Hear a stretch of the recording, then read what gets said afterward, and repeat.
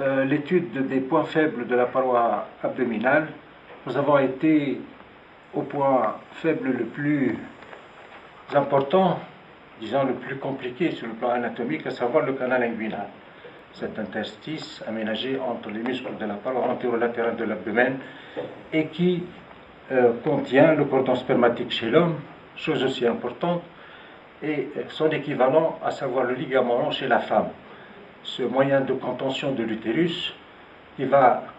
du fond utérin jusqu'à l'épine du pubis en cheminant dans ce même canal inguinal. Le deuxième point faible de la paroi abdominale, aussi important, à savoir l'anneau fémoral ou l'anneau crural. Comme à l'accoutumée, l'os coxal, le ligament inguinal, la bandelette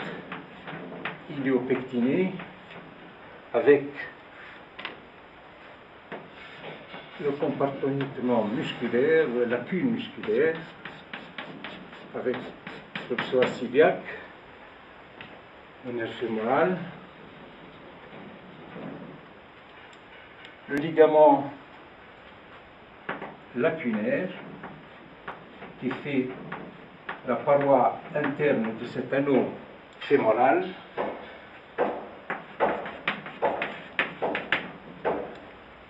le muscle droit de l'abdomen avec son intersection tendineuse,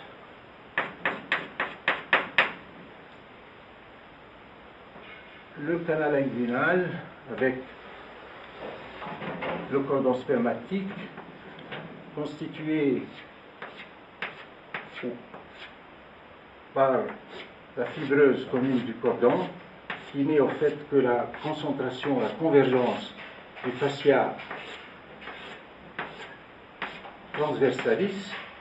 lequel fascia transversalis va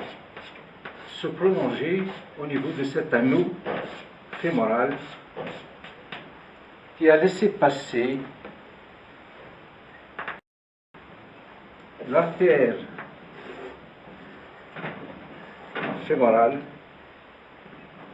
et sa veine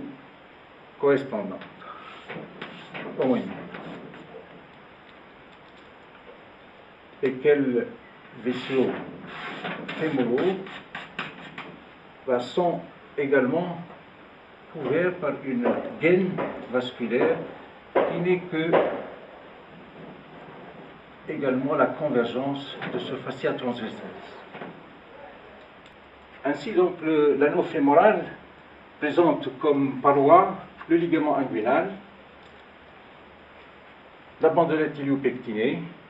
le ligament lacunaire, avec un fond fait par le fascia transversalis de façon à ce que on va pouvoir avoir un point faible à l'intérieur, siège de hernie, de vaisseaux, une autre possibilité de hernie en avant des vaisseaux et également la possibilité d'avoir des hernies à l'extérieur de ce pédicule avec une fréquence beaucoup plus en interne, un peu moins en antérieur et encore moins au niveau du bord externe de ce pédicule fémoral. La caractéristique de cet anneau fémoral, c'est que ces parois, contrairement au canal inguinal, est particulièrement rigide. Et donc, toute intrusion d'un sac péritonéal dans le contenu intestinal est exposée à un étranglement serré, donc à une ischémie et par conséquent à la nécrose. Si on a allégendé l'orifice inguinal externe ou profond, l'anneau finalement crural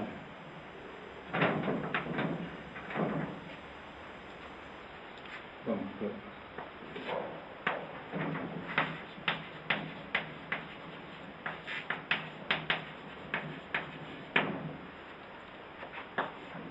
artère plus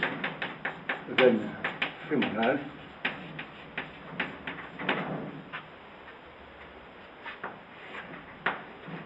le ligament lacunaire,